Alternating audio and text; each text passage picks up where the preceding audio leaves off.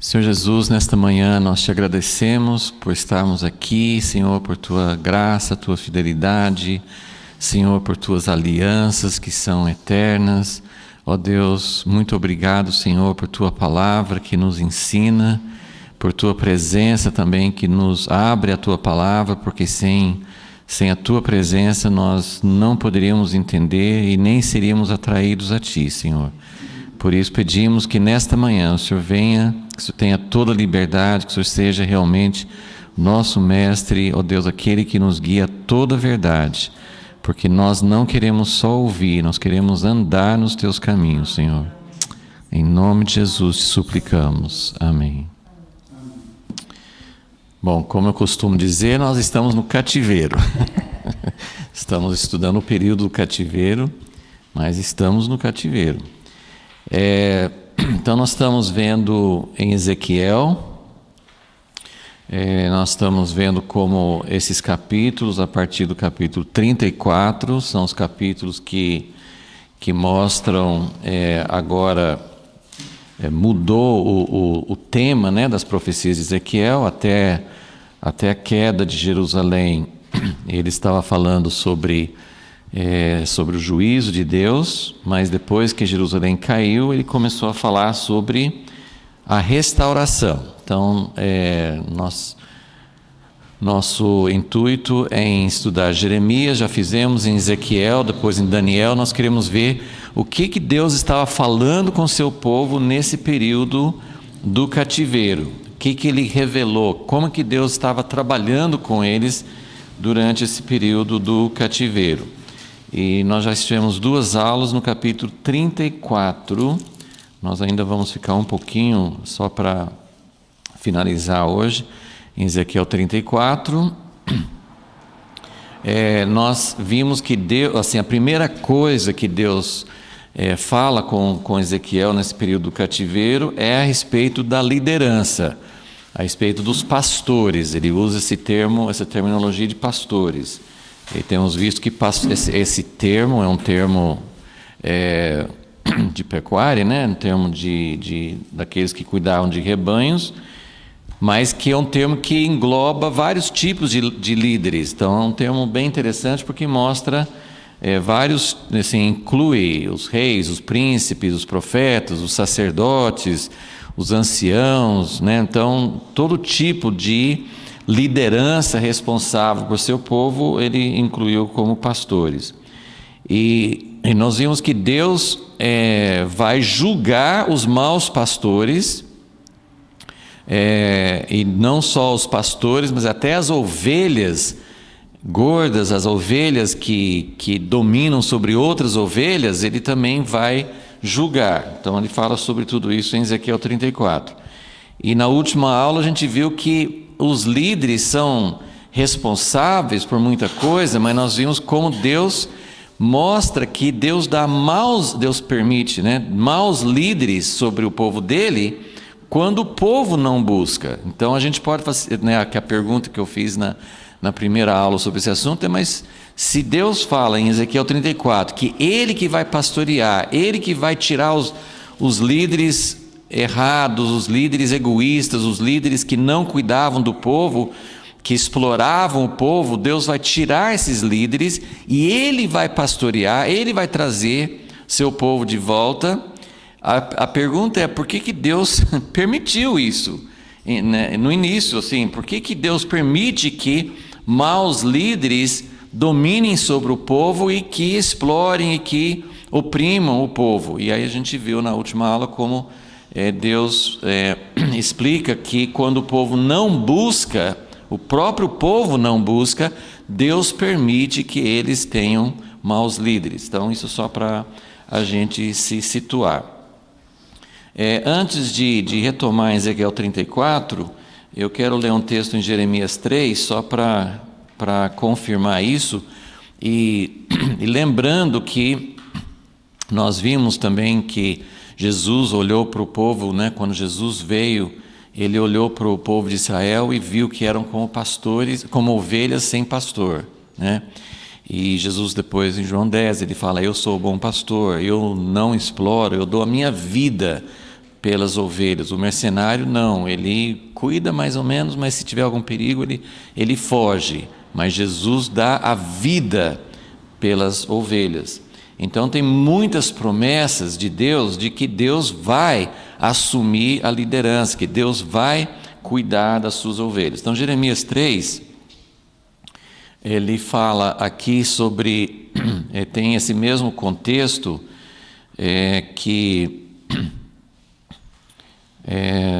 Jeremias 3, versículo 10, ele está falando assim sobre a rebeldia de Israel, a infidelidade de Israel. E versículo 10 ele fala assim: apesar de tudo isso, Judá não voltou a mim com sincero coração, mas falsamente, né?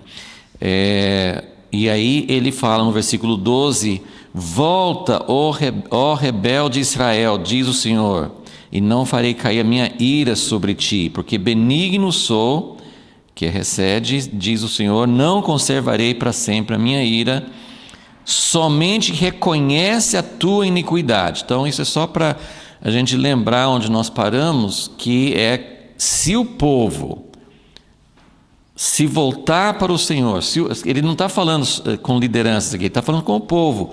Se vocês se voltarem para mim, se vocês, versículo 13, somente reconhece a tua iniquidade, reconhece que transgrediste contra o Senhor teu Deus. Versículo 14, convertei-vos, ó filhos rebeldes, pois eu vos desposarei, vos tomarei. E aqui ele fala sobre esse refrão, porque Jeremias também está nessa época.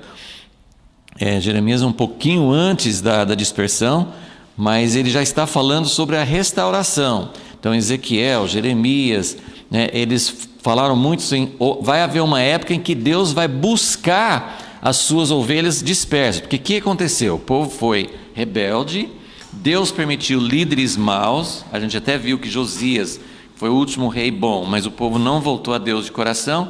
Deus deu mais 4, Deus permitiu, mais 4 reis terríveis antes do cativeiro.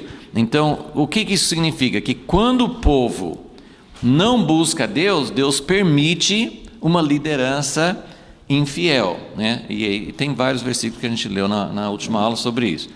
Então, mas depois Deus fala assim, mas eu vou voltar. Então as ovelhas são dispersas, as ovelhas são espalhadas pelas nações, porque não tem uma liderança correta, mas não tem uma liderança correta porque o povo não está buscando.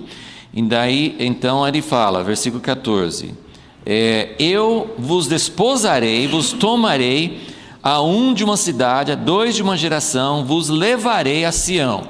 Então ele está falando sobre o retorno para a terra prometida. E versículo 15 que eu queria só enfatizar, confirmando o que fala em Ezequiel 34. Dar-vos-ei pastores segundo o meu coração, que vos apacentem com conhecimento e com inteligência. Então esse aqui é um dos vários versículos, se vocês só quiserem anotar também, tem Jeremias 23, também que ele fala, os primeiros versículos, os primeiros 5, 6 versículos, ele está falando assim que Deus vai tirar os pastores errados, ele vai julgar os pastores que não estão seguindo o Senhor, e ele vai trazer pastores segundo o seu coração, Então essa é uma promessa de Deus. E só lembrando então que quando a gente olha para o cenário, porque esses textos de restauração, uma outra coisa que eu quero sempre lembrar, que esses textos de restauração nós estamos acostumados a aplicar para nós, Por exemplo, Jeremias 31, nova aliança. Então, eis que naqueles dias vou fazer uma nova aliança. Então a gente está acostumado há muitos séculos, a igreja interpreta que esses textos são para nós, e são para nós, mas na verdade no contexto original, que é que nos interessa nesse estudo, e também porque Deus está fazendo isso hoje, essas promessas da nova aliança, essas promessas de Deus que nós estamos estudando nesse período do cativeiro, se referem a um cumprimento literal, que Deus permitiu que a nação de Israel fosse espalhada, foi no tempo do cativeiro, eles voltaram, tudo isso nós vamos estudando, né, aos poucos, conforme Deus permitir. Se Jesus demorar um pouquinho mais para voltar, quem sabe a gente acompanha, né? Mas houve a dispersão do cativeiro de Babilônia, o cativeiro de Babilônia. Eles voltaram, mas em números pequenos, não foi uma restauração completa. Então, quando você olha essas profecias de Jeremias e Ezequiel, você não pode achar que quando eles voltaram da Babilônia, houve um cumprimento pleno. Não houve um cumprimento pleno, houve um cumprimento parcial. Isso é muito importante para entender. Se houve um cumprimento parcial, literal, voltaram da Babilônia, reconstruíram o templo, voltaram lá, e tanto é que Jesus, isso era necessário. Que como é que Jesus iria vir para um povo espalhado pelas nações na Babilônia? Jesus não podia ter vindo naquela ocasião.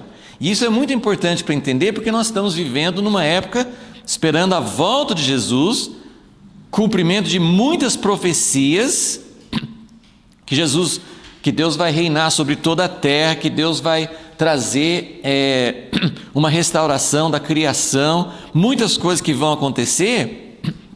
Na volta de Jesus, ele também precisa que o povo dele, o povo de Israel, esteja na terra. Então, essas profecias sobre nova aliança estão inseridas num contexto de restauração da nação de Israel. E isso tem uma aplicação para nós, mas a aplicação principal é para a nação de Israel. Então, quando eles falavam, vocês estão sendo espalhados agora, Deus está julgando, mas um dia eu vou trazer vocês de todas as nações. Isso não aconteceu no tempo da volta de Babilônia. Então, essas profecias da nova aliança e da restauração são profecias que ainda vão se cumprir e que já estão se cumprindo, né? Porque esse aspecto assim dos judeus virem de todas as nações até, isso está acontecendo em nossa época, né? Nos últimos 70, 100 anos, né? Tem acontecido do povo judeu voltar para Israel, agora sim, de todas as nações da terra, porque naquela época eles estavam em Babilônia, Assíria, espalhados mais ou menos naquela região. Agora estão em toda parte do mundo e estão voltando para Israel. Só que muita coisa não aconteceu ainda. Então, esse aqui é só para lembrar, nós já falamos sobre essas 4 colunas, até numa das outras, recentemente, eu dei até aquele diagrama que tem um templo, né, com 4 colunas. Então, a primeira parte de Ezequiel, os primeiros capítulos que ele fala sobre juízo, ele falou muito sobre essas 4 colunas. Essas 4 colunas que sustentavam tudo que Deus fez com o povo de Israel são a terra de Israel, a aliança que Deus tinha com o povo. Aqui eu coloquei liderança, né? Mas naquele diagrama está Davi, né? Porque Davi era o rei e a descendência de Davi, Deus fez uma promessa para Davi. Aqui eu estou colocando liderança porque dentro desse contexto de Ezequiel 34, ele está falando sobre pastores em geral, né? Sobre liderança em geral. E Sião ou Jerusalém, né? Que era a cidade de Deus, e aí a gente falou sobre essas aplicações. Então, vocês precisam sempre guardar essas coisas paralelas, tanto no sentido que quando Deus estabelece um povo, ele precisa dessas 4 colunas, então tem um significado espiritual para nós como igreja, para nós na nova aliança. A aliança é ser povo de Deus, é a nova aliança. A nova aliança não é uma aliança diferente, tem coisas diferentes, mas ela é uma sequência da aliança com Abraão, com Moisés, com Davi. Então, a nova aliança não é assim, tudo que é velho, apesar que Hebreus usa essa expressão, a aliança, se tem uma nova aliança, a outra fica velha e vai ser tirada. Hebreus usa essa expressão. Mas quando Hebreus usa essa expressão, é para falar de sacrifícios, de sacerdócio, que tudo mudou quando Jesus veio. Ele é o sumo sacerdote, a casa de Deus. E a igreja pega esses textos e fala assim: nada disso aqui vai ser literal mais, é tudo espiritual. Mas não é. A nova aliança, ela não tira a aliança de Abraão, que Deus prometeu a terra. A nova aliança não tira nada disso. Então a nova aliança é ser povo de Deus. Isso, a aliança é uma renovação. Sabe quando o casal chega, né Maristela, quando a gente chega assim a 50 anos de casado, então faz assim uma renovação, né, dos votos de casamento. Quando você fala assim, uma renovação do casamento, você não está casando com outra pessoa, você está renovando o casamento, né? Então a nova aliança é esse tipo de coisa, é uma renovação. Deus não estava rejeitando Israel, Deus não estava desfazendo a promessa dele para a terra de Israel, ele não estava desfazendo essas coisas, ele estava renovando a aliança. Ou seja, essa aliança que nós fizemos, quando, né, ele fala assim: quando eu tirei vocês da terra do Egito, essa aliança, ela vai ser mais real. Eu vou fazer com que essa aliança esteja no coração, e vocês nunca mais vão ser infiéis. Então a aliança é a renovação de ser povo de Deus. A liderança, né, Davi é a sequência, né, da liderança de Deus, né, através de Davi. Tem o cumprimento especial em Jesus, que ele é o descendente de Davi, mas tem também essa questão que acabamos de ler em Jeremias 3,15, que Deus vai nos dar pastores segundo o seu coração. E gente, eu falo isso, eu sempre procuro tomar cuidado, porque a gente pode falar assim: hoje está tudo errado, a igreja está toda uma bagunça, não tem líderes bons, está todo mundo, como Jesus viu, ovelhas sem pastor, espalhados. Eu não quero dizer isso. Tem muitos pastores, tem muitos líderes bons hoje, tem muitos homens e mulheres de Deus que estão dando a vida, que têm o coração certo. Tem misturas, todo mundo é imperfeito, mas eu não quero dizer que não haja pastores que Deus tem dado dentro da nova aliança, com o coração de Jesus, que cuidam das ovelhas. Não é que não tem. Mas quando você olha para a situação do povo de Deus, no geral, e mesmo os pastores bons, porque pastor também é ovelha. Todos nós somos pastores dos nossos filhos, somos pastores de pessoas que estão próximas a nós. Então todos nós devemos pastorear, mas todos nós precisamos ser pastoreados. Então a falta de direção, a falta de realmente ter esse pastoreamento que Deus está prometendo, essa falta ela existe. Os melhores pastores de hoje também eles mesmos carecem de um pastoreamento.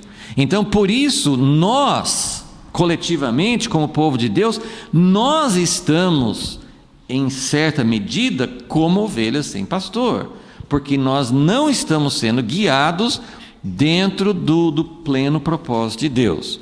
Então, por isso nós precisamos da restauração de uma liderança. E Jerusalém, que representa unidade, nós temos falado ao longo assim, dessas aulas, a gente sempre tem voltado para essa questão de que Jerusalém representa o ponto de unidade.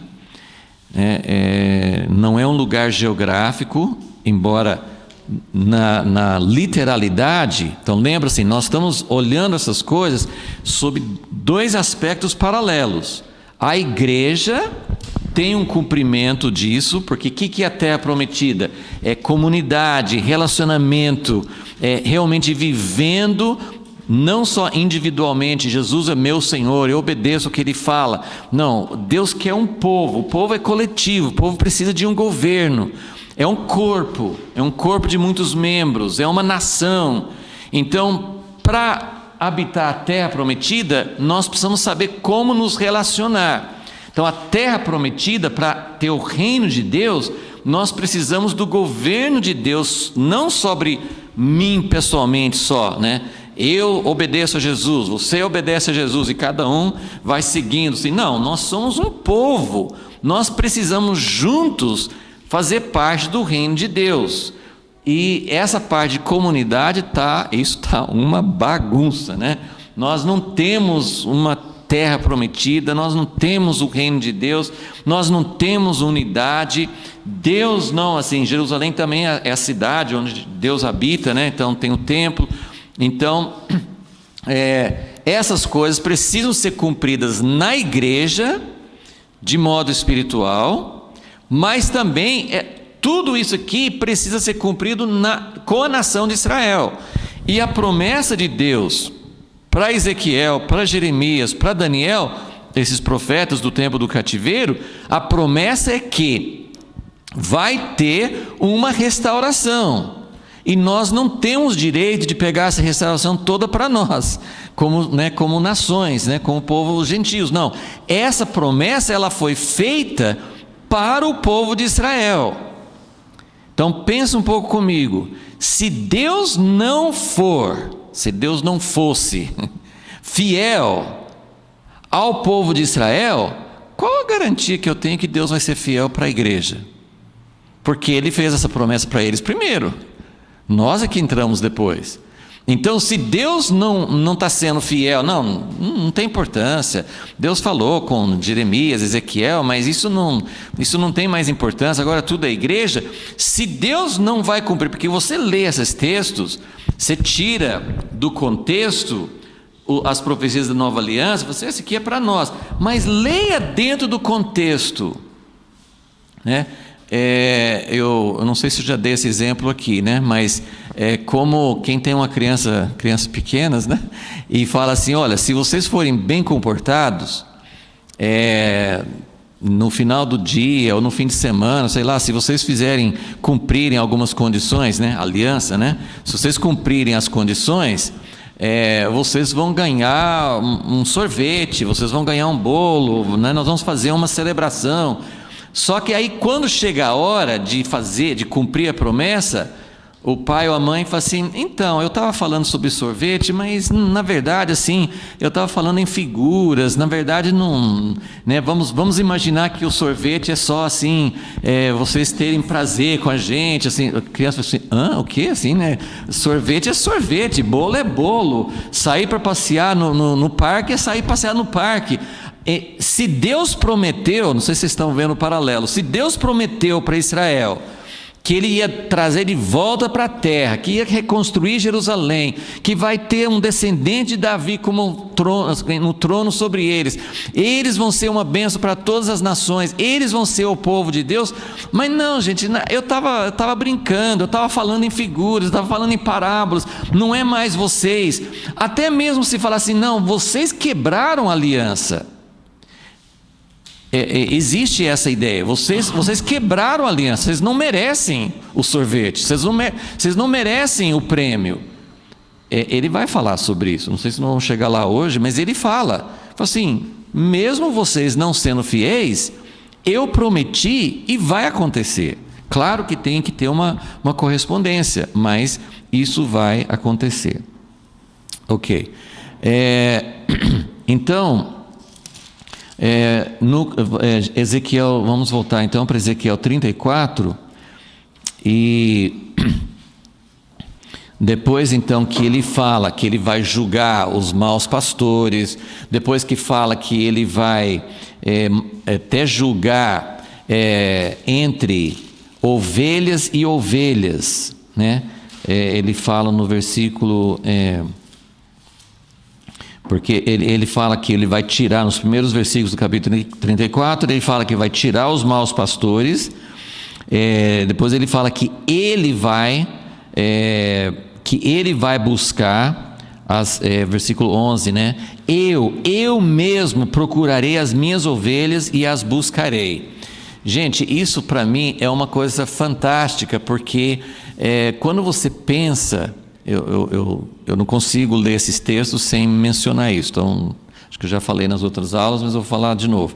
Quando você olha para a situação do mundo hoje, tem o cristianismo, né, que é mais ou menos, eu acho que é menos de 1/3 da população do mundo, e se for pensar, isso aqui é 1/3 do mundo, ou menos de 1/3, né? Porque se o mundo tem em torno de 7 bilhões de pessoas, nós temos alguma coisa em torno de 2 bilhões de cristãos. E você sabe que esse número de 2 bilhões também é um número nominal, né? Pessoas que são no recenseamento, que fala o que você é, né? E aí fala, eu sou católico, eu sou evangélico, eu sou luterano, eu sou anglicano, etc, etc. E então aí consta da estatística, mas muitas dessas pessoas não são de verdade, não têm aliança nenhuma com Deus. Mas também, em contrapartida, deve ter muita gente que fala assim, eu não sou nada, porque não faz parte de uma igreja e que tem uma relação com Deus. Então as estatísticas mas servem para alguma coisa, porque a gente tem uma noção. Então vamos usar as estatísticas. Se tem alguma coisa em torno de menos de 1/3 da população do mundo que se diz cristão. Então você pensa assim, gente, é muita gente que não sabe, que faz parte de outras religiões, que estão enganados, e você pensa, mas se você fosse conversar com essas pessoas que não se dizem cristãos, né, que estão em outros países, que nunca tiveram oportunidade, muçulmanos, tantas e tantas religiões, né, de outras religiões e tudo, se você fosse conversar, será que não tem muita gente que tem um coração para Deus, que gostaria, a gente ouve testemunhos de muçulmanos, de índios, de pessoas em regiões primitivas que recebem uma visão de Deus e correspondem, falam assim, isso é Jesus, eu quero servir Jesus. Por que eles respondem? Eles são como Cornélio, eles querem a verdade, mas não conhecem a verdade, né? Então, quando ele fala, eu amo esse tipo assim, de pensamento, porque ele fala, versículo 11, eu mesmo procurarei as minhas ovelhas. Tudo bem, aqui nesse contexto ele está falando do povo de Israel, mas eu estou fazendo uma aplicação, porque o mesmo Deus que fala que ele vai buscar as ovelhas dele onde estiverem, ele vai fazer isso em relação a todos os povos, né? E a Bíblia fala assim de uma grande colheita que vai ter no fim dos tempos, né? Uma grande colheita. Então isso significa que muita gente que aparentemente não tem conhecimento, não segue a Jesus, vai conhecê-lo. Então, versículo 12, como o pastor busca o seu rebanho, então ele vai buscar as ovelhas. Versículo 13, tirá-las-ei dos povos, as farei vir dos diversos países e as trarei à sua terra, as apacentarei nos montes de Israel. Então, gente, para entender a mensagem de Deus, você tem que se colocar no contexto. Quem é Ezequiel? Para quem que ele está falando? Ezequiel é um profeta, ele está numas terras que pertencem à Babilônia. Ele está falando com o povo que já tinha ido para o cativeiro, e ele está dizendo, eu vou trazer esse povo de volta, Deus está falando, né? Então isso tem um significado literal. E então, em todos esses capítulos que nós estamos estudando, nós vamos passar por esses capítulos de Ezequiel, 34, 35, vai na sequência até 39, depois de 40, capítulo 40 de Ezequiel até o fim, é uma visão de um novo templo. Nós não vamos estudar detalhadamente, mas nós só vamos pegar algumas ideias. Então a gente quer entender o que Deus estava prometendo para seu povo nesse tempo do cativeiro. Nesse tempo do cativeiro, o que ele está prometendo? Que vou trazer de volta para a terra. Isso para nós tem um significado espiritual. Para nós significa, a igreja primitiva estava numa terra prometida, eles tinham comunidade, eles tinham relacionamento, eles tinham liderança, eles tinham aliança com Deus, eles tinham um governo verdadeiro, eles tinham unidade. Então a igreja primitiva, ela estava nisso aqui, e nós perdemos tudo isso. mas Deus está trazendo de volta. Não é tudo de uma vez. Então, e ao longo da história, teve momentos, né? Você lembra né, que às vezes eu menciono aqui os morávios, né, com Zinzendorf lá, assim, eles estavam vivendo numa comunidade, tiveram assim uma visitação muito grande de Deus. Foi um tipo de um vislumbre, de uma amostra que Deus deu, e tem várias outras experiências ao longo da história que Deus dava assim: olha, isso aqui existe. A terra prometida não é uma ilusão, não é uma miragem, existe a terra prometida.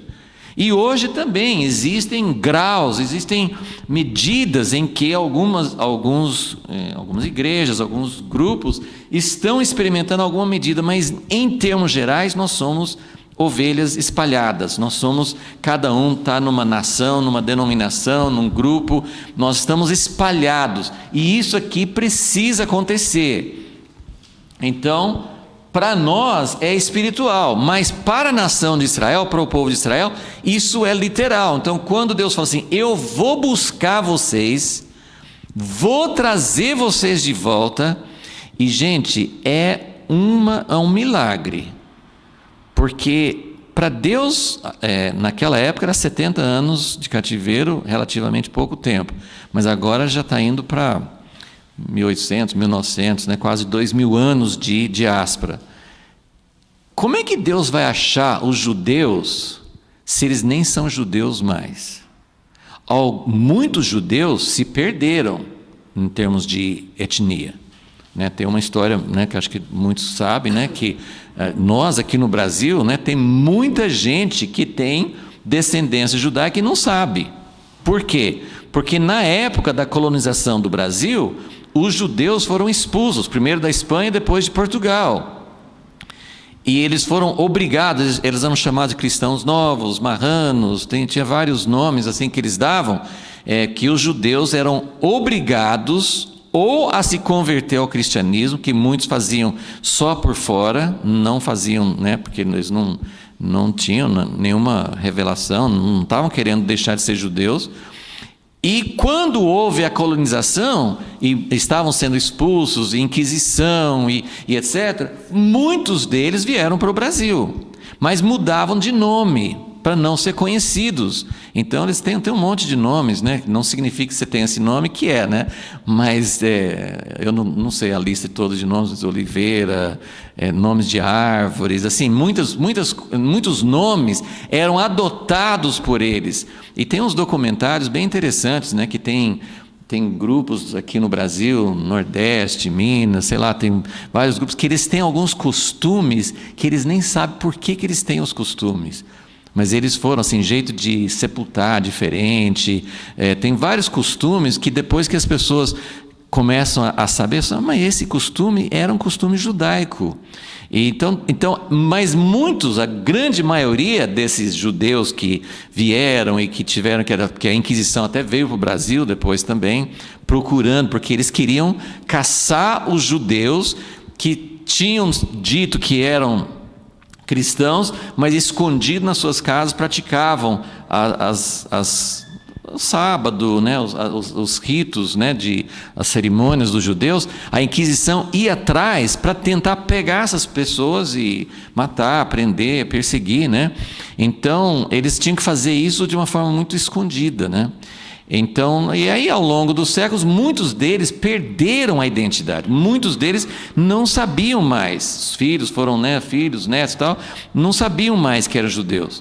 Então muitos judeus, e isso aconteceu, casamentos, misturando, mas gente, apesar disso, Deus preservou a identidade dos judeus, e tem muitos judeus no mundo inteiro que é um milagre que eles tenham conseguido se preservar dentro da sua identidade, e eles vão ser trazidos de volta para a terra de Israel, faz parte do plano de Deus. Jesus vai reinar em Jerusalém, então algo muito específico está acontecendo e vai acontecer ali. Então vocês entenderam? São dois cumprimentos paralelos. Tem um aspecto espiritual na igreja e tem um aspecto literal que Deus está fazendo com o seu povo. ok? Então ele fala que versículo 15, eu apacentarei as minhas ovelhas e eu as farei repousar.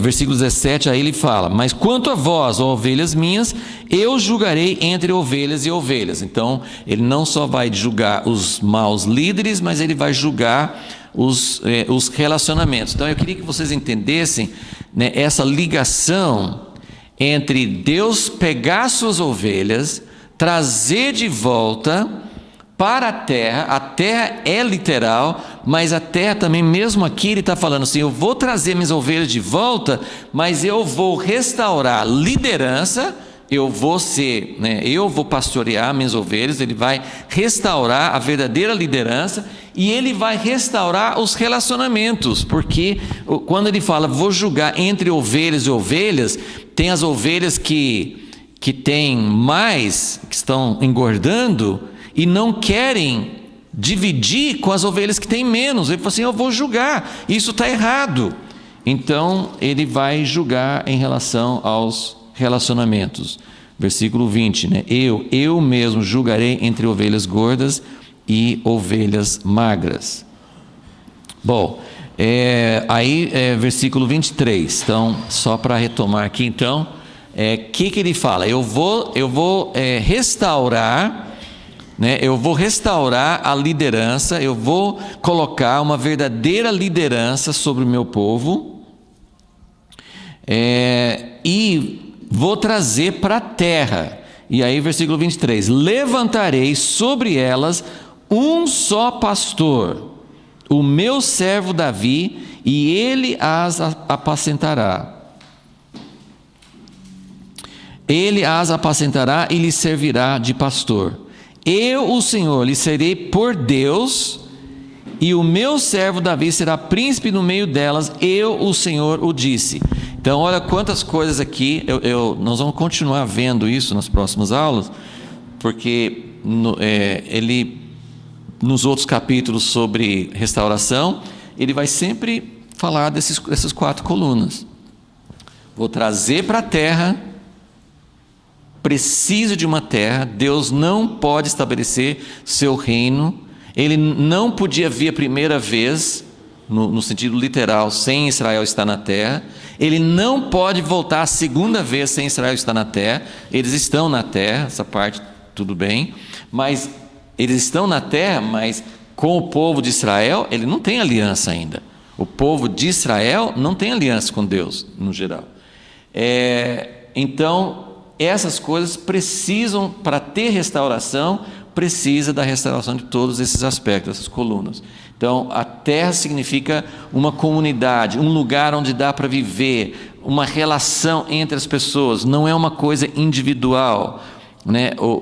A igreja hoje, ela tem muito assim, ou de uma coisa muito individual, você vem para Jesus, o culto é um lugar de celebração, mas cada um vive sua vida. Então a igreja hoje tem pouco a ver com comunidade, de maneira geral.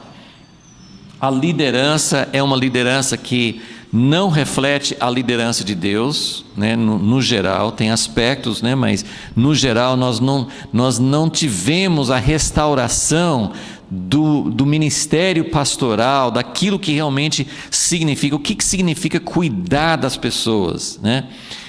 Tem muito de autoridade, onde tem igrejas que têm assim, uma liderança mais forte, mas é muito autoritário, e a ideia de liderança não é autoridade em si, a autoridade não é um objetivo final, o objetivo é cuidar. Como é que cuida das ovelhas? Como é que liga o pastor? Ele cuida das ovelhas, mas as ovelhas precisam ter vida, precisam se reproduzir, e não é uma ligação, uma dependência total no líder. Então, todos esses aspectos, a unidade nem se fala, né? Estamos aí com milhares e milhares, né, de divisões, e as divisões continuam, né? Que a gente pode falar assim, num certo sentido, os que lembram de mais tempo atrás, as denominações, elas tinham mais características, né? Então, quem era presbiteriano tinha uma característica, quem era batista, quem era pentecostal. Hoje, assim, né, como a globalização, assim, igualou muita coisa. Você vai até em igrejas que não são, teoricamente, não são carismáticas, o louvor às vezes até parece com as igrejas que têm um louvor carismático. Tem algumas diferenças, mas assim, igualou muito. E hoje, assim, o presbiteriano, ele, em geral, né? Estou falando em geral, mas em geral, assim, a pessoa não faz tanta distinção. Você é batista, você é luterano, você é anglicano. Não, as pessoas têm, assim, cristão e tal. Só que as divisões dentro das igrejas, elas continuam. Como todo mundo aqui sabe, já viveu talvez 2, 3, 4, 5 experiências de divisão, essas divisões elas continuam, né? Você não consegue acompanhar uma igreja ou começar a conversar com ele. Então, fulano estava aqui, mas ele ficou bravo e foi embora, levou um bocado de gente com ele. Gente, isso está acontecendo continuamente. É como células se multiplicando no corpo, assim, tá? Assim, as divisões estão se alastrando como se fosse um câncer. Então, essa questão de unidade, nós não temos a solução. Mas ele promete que vai haver uma restauração.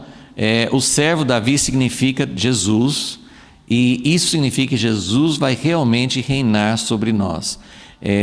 A gente pode pensar que nós nos submetemos a Jesus como cabeça, mas como eu tenho falado, assim, realmente ter Jesus reinando sobre nós, isso não é uma realidade na nossa vida.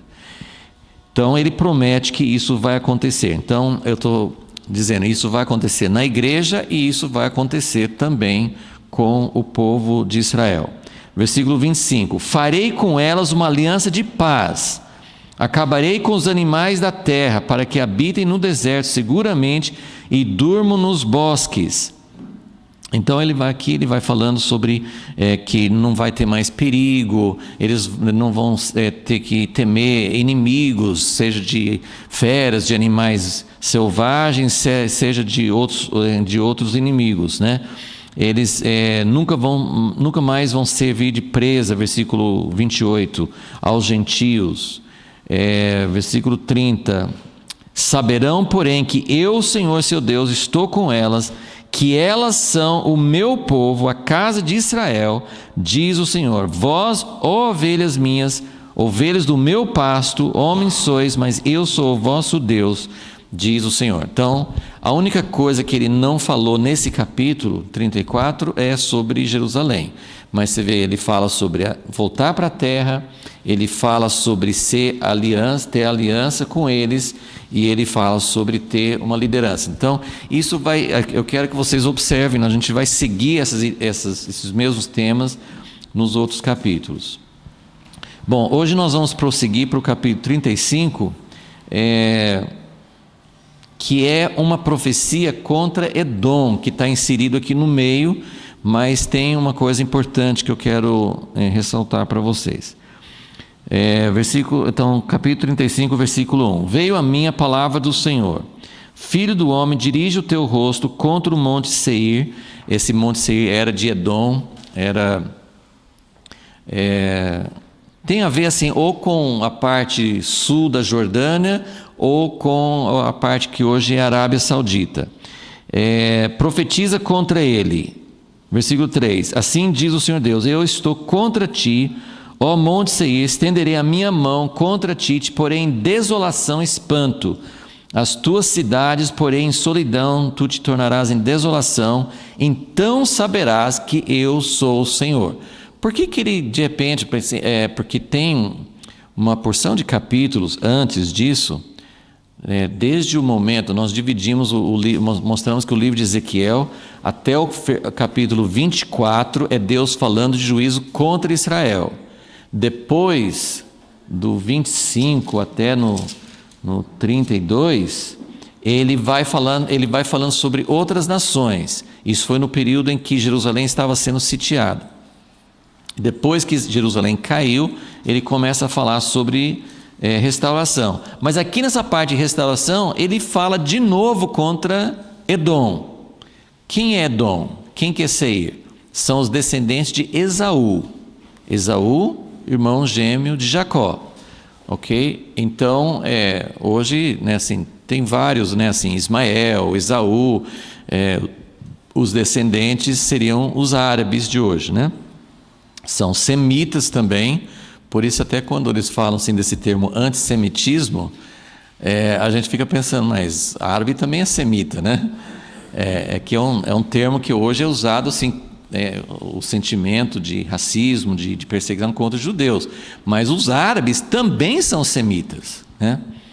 E é uma coisa maravilhosa, um outro parênteses, assim, uma coisa maravilhosa que Deus está fazendo.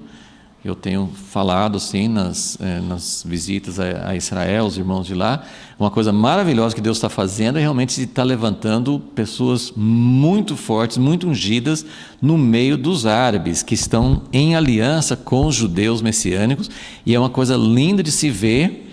E aguardem, porque esse ano, graças a Deus, Deus está nos dando um presentão, porque o irmão Asher, né, que é um judeu messiânico, virá em dezembro acompanhado de um irmão egípcio, David Dimian, e eles são, assim, eu já vi os dois ministrando juntos, eles são, assim, uma coisa fantástica, e a gente tem lido a respeito também.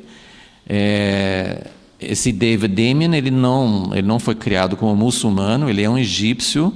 Ele foi criado como copta, né, que é uma igreja antiga, mais ou menos na mesma linha de igrejas ortodoxas, é uma igreja cristã, mas ele teve uma experiência muito forte com Deus, e ele é um homem que viaja pela China, pelo Oriente, ele mora no Canadá, mas é uma pessoa que sim, tem um dom tremendo de unidade, de reconciliação.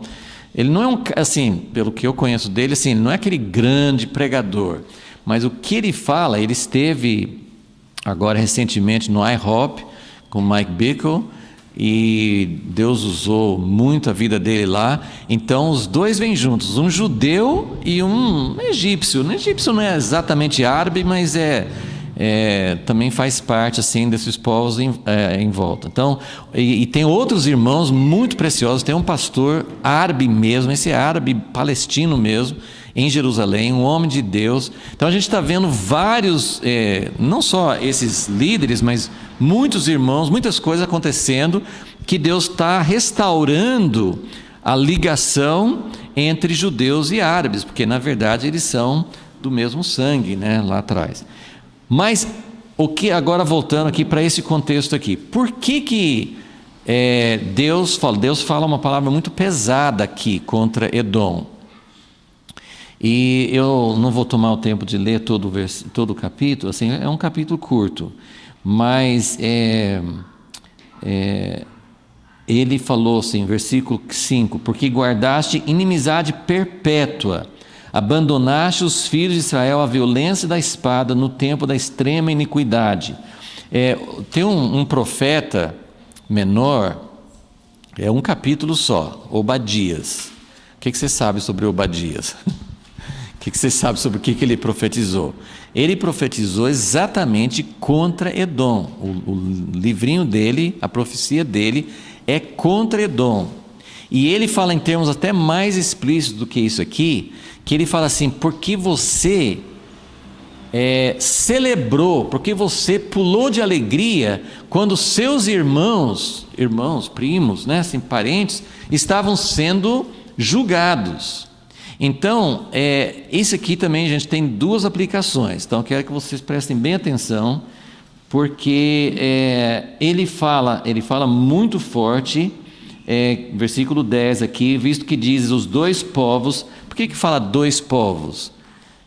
Porque tinha um reino dividido, tinha Judá e tinha as 10 tribos, né, de Israel. Então, Edom estava falando, os dois povos e as duas terras serão meus, os possuiremos, ainda que o Senhor se achava ali.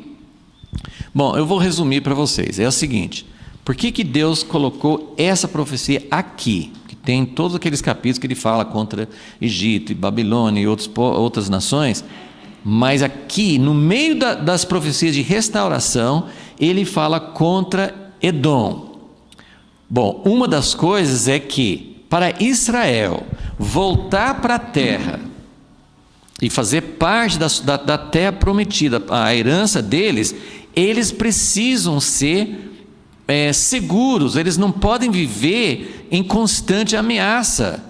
Então, aquela situação que Israel viveu, quando Israel não estava sendo fiel, vinha a Síria, vinha Edom, vinha Amon, vinha Egito, vinha Babilônia, e o povo de Israel falou assim: Deus, o Senhor sempre nos protegeu, por que o Senhor não está nos protegendo?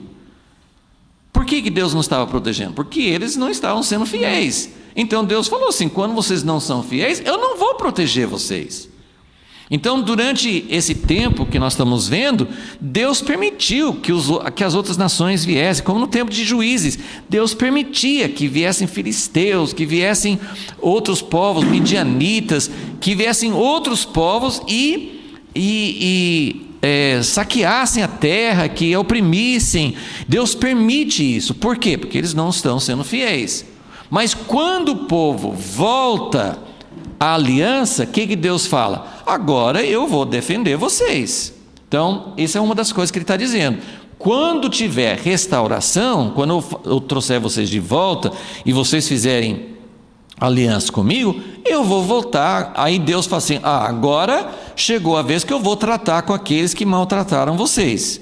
Babilônia também, né? E outras nações. Roma, né? No tempo de Jesus e tal. Então, quando chega a hora de voltar para a aliança, então Deus vai voltar a nos proteger de inimigos. Então, o que vocês acham de Israel hoje? Israel hoje está livre de inimigos? Israel tem inimigos de sobra, né? Tem inimigos fortes, né? O Irã, que está dizendo assim, ainda usa essa expressão, que nós vamos varrer vocês do mapa. E outro inimigo muito forte que Israel tem. Agora, tudo isso aí, gente, a gente tem que ter muito cuidado, porque Deus não odeia os iranianos. Sabiam disso? Quando você pensa, olha só, o Irã hoje é um dos maiores inimigos de Israel. E no Irã hoje está tendo um avivamento. A igreja está crescendo absurdamente dentro do Irã. Deus está fazendo coisas tremendas. Tem umas histórias que saíram recentemente, até na Copa do Mundo, na Rússia, tinha iranianos que estavam, agora não vou lembrar os detalhes, mas tinha iranianos que estavam abraçando os judeus. Muitos iranianos não odeiam Israel. Tinha uma época assim que apesar de todos os controles, né, do país, da ditadura que tem lá, assim, tudo, mas hoje com a internet está difícil de segurar, né? Então tinha iranianos demonstrando amor, apreço pelo povo de Israel, e quando eles foram para a Rússia, eles saíram do país, eles tiveram a oportunidade, né? Eu lembro que houve vários testemunhos assim, de iranianos que demonstravam esse amor. Palestinos, outro inimigo sério de Israel, né? Faixa de Gaza, na Síria, Líbano, ali tudo em volta, né? Assim, tem essas coisas todas assim, Israel está matando pessoas inocentes. Não podemos dizer que Israel faz tudo certo, mas o que está acontecendo? Eles estão enviando, não sei se vocês têm acompanhado, eles estão enviando, já faz acho que 1 ano ou mais, eles enviam balões incendiários, que eles jogam, né, assim, com fogo e pega fogo nas plantações, até em casas, né? Estão lançando mísseis. E o mundo acha assim, por que Israel fica se defendendo, né? Por que Israel fica atacando? Eles estão tentando sobreviver. Agora, claro que nas reações deles podem fazer coisas injustas também. Mas o que eu quero mostrar aqui? Esses povos, então, a nossa inimizade não é com os povos. Então, quando a gente fala assim, o Irã está desenvolvendo armas nucleares e quer destruir Israel. Lembre, nós não odiamos os iranianos. Tem muitos iranianos, inclusive, que estão se voltando para Jesus. Os palestinos estão atacando. Tem os suicidas, tem Hamas, tem Hezbollah, tem esses grupos terroristas que querem, estão fazendo túneis, estão tentando de todo jeito destruir Israel, né? Eu tive contato com um palestino aqui em Americana, né? Nem tive a oportunidade de conversar muito assim, mas ele estava alugando um salão, a gente estava conversando com ele, e ele começou a falar assim, né? Porque o povo de Israel, eles são um povo odioso, né? Assim, eles destilam ódio, um pouco porque eles aprendem isso, né? E existe uma dificuldade, né? Assim, existem coisas que o governo faz que prejudica, eles ficam limitando. Mas o que eu quero dizer, assim, nosso ódio não tem que tomar muito cuidado, porque não é para a gente entrar num ódio contra os palestinos, contra a Coreia do Norte. O povo está sofrendo lá, pessoas morrendo de fome, de frio. Então, nossa luta é contra lideranças ruins, né? Eu não sei quantos acompanharam, tem um dos filhos, o filho, né, de um dos fundadores do Hamas. Ele tem um livro, foi traduzido para o português, né, O Filho do Hamas. É uma coisa fantástica, assim. Ele começou até a trabalhar para ajudar os judeus, os inimigos dele, porque ele viu que a causa de Hamas, ele que era filho de um dos fundadores, estava fazendo tudo assim, torturando e maltratando o próprio povo. Então, quando eu estou falando isso, para vocês entenderem o contexto aqui, esse capítulo aqui, 35, está falando sobre o ódio contra Israel. O ódio contra Israel. Isso é coisa séria. Porque Deus, vamos olhar de novo no versículo 10. Visto que dizes, os dois povos, as duas terras serão meus, e os possuiremos, ainda que o Senhor se achava ali. Existe uma grande polêmica. Israel entrou na terra deles há pouco tempo, eles deslocaram os palestinos ficam falando assim, mas vocês entraram, essa terra era nossa, vocês estão tomando terra nossa. Então existe uma coisa que a gente não pode entrar nos pormenores, mas essa terra, ela foi prometida por Deus aos descendentes de Abraão. E quando os outros entram e começam, ele falou assim, se vocês destilarem ódio, se vocês derramarem sangue, vocês vão ser também castigados com esse mesmo tipo de disciplina. Então, primeiro ponto, Deus vai zelar pelas suas promessas, Ele vai defender as suas promessas, suas alianças.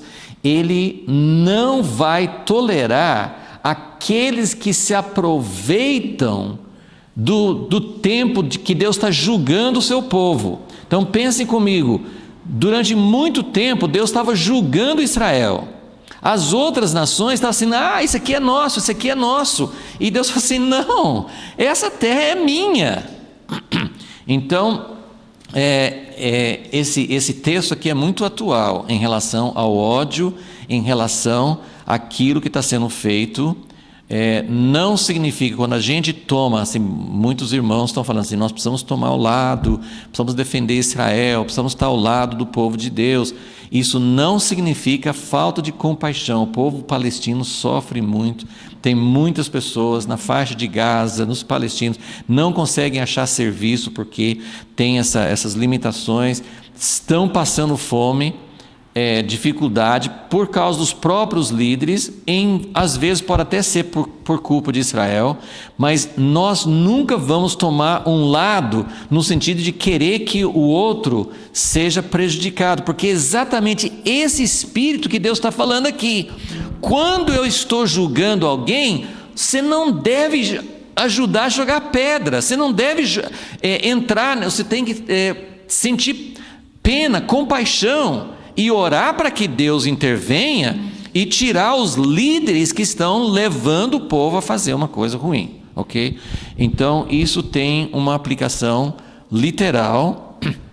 Deus vai defender seu povo. Nós vamos falar sobre isso mais nos capítulos 38 e 39 aqui em Ezequiel, que ele vai falar sobre a grande guerra final.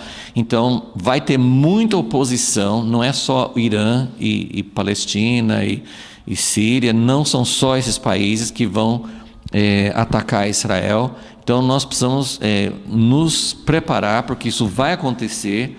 Isso é parte do cenário que vai acontecer na volta de Jesus. Então Deus não vai tolerar essa atitude quando o povo dele está por baixo, sendo disciplinado. Ele não tolera que as pessoas que ficaram por cima entrem e ajudem a pisar mais. Isso não faz parte da natureza de Deus, ok? Então isso é uma coisa literal. E agora só vou mais esse pensamento.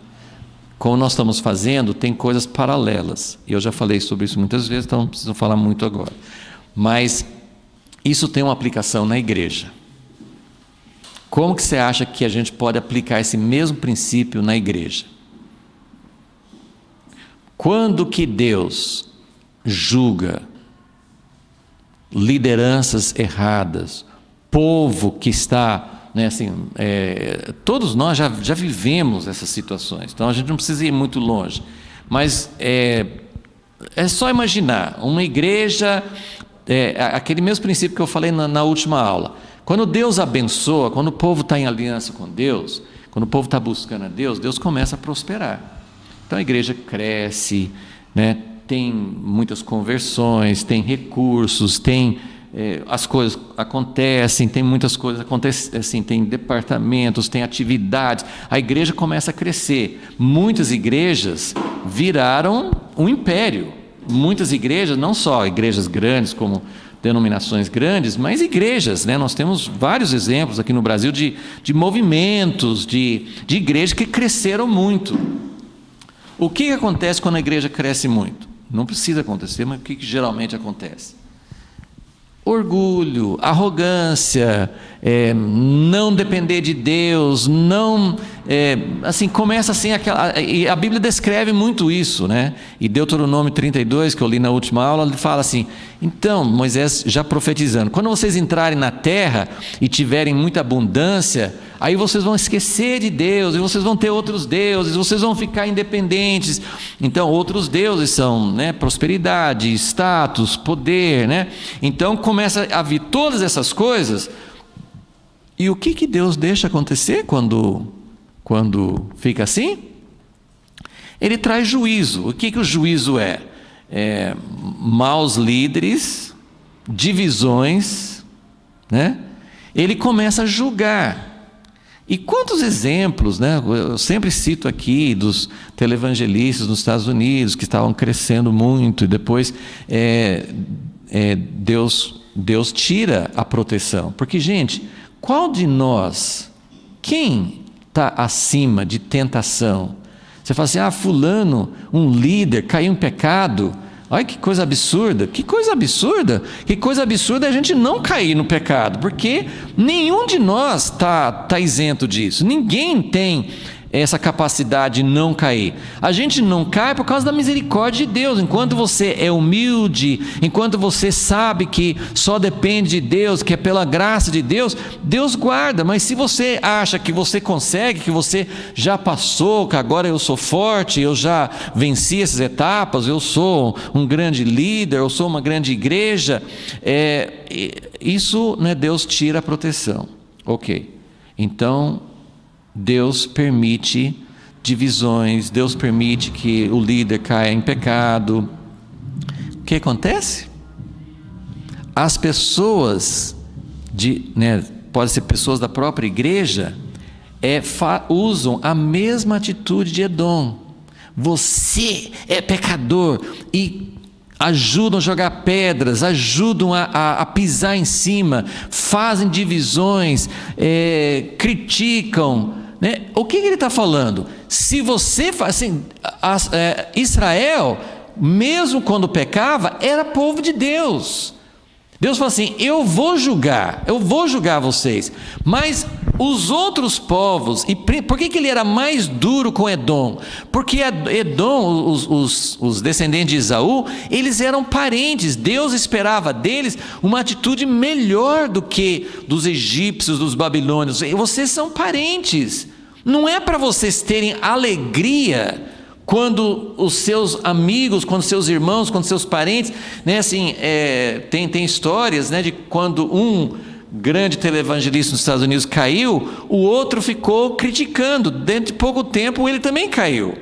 Então, qual que é a atitude? A nossa atitude tem que ser não de alegria.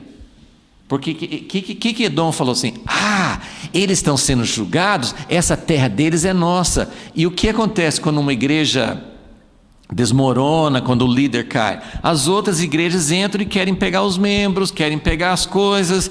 Então, vocês estão entendendo mais ou menos a atitude? Então, o que isso fala muito comigo isso se refere a tudo isso que está acontecendo no Oriente Médio hoje, Irã, palestinos, não sei o quê.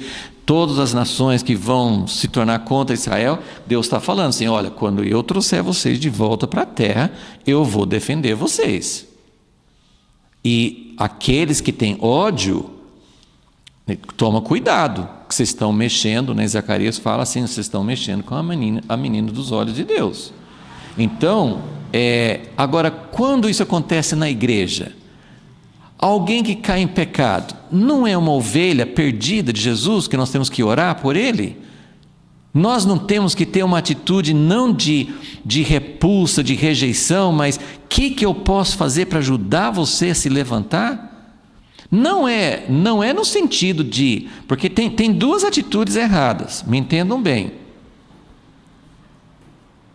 Vou tentar dar um exemplo assim de uma família, pai e mãe, né?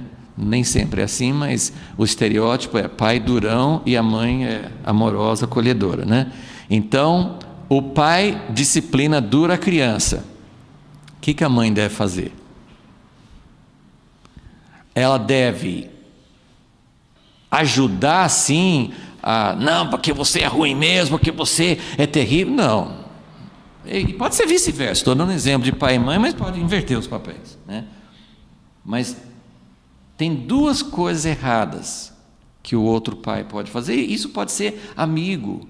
Você tá acompanhando alguém que está passando por uma disciplina de Deus. O que você faz? Você alisa e fala assim: não tem problema. Deus não liga para o pecado. Não. A mãe acontece em muitas famílias, a mãe, escondido do pai, né, tenta... como se fosse ir contra a disciplina que o pai aplicou, ou também pesar mais. Não, Deus colocou duas pessoas para equilibrar, muitas vezes para disciplinar, e o outro para falar assim: não, você realmente pecou, você fez uma coisa errada, mas eu vou ajudar você a se levantar, eu vou orar por você, eu vou instruir, você precisa prestar atenção, o que você fez foi errado, mas se você pedir perdão, isso pode, sabe assim, é algo que vai reconstruir. Então, tem duas atitudes erradas. Uma é alisar, achar que não tem problema nenhum e contra a disciplina de Deus, e a outra é pisar em cima, né? Pesar mais ainda. As duas coisas são erradas.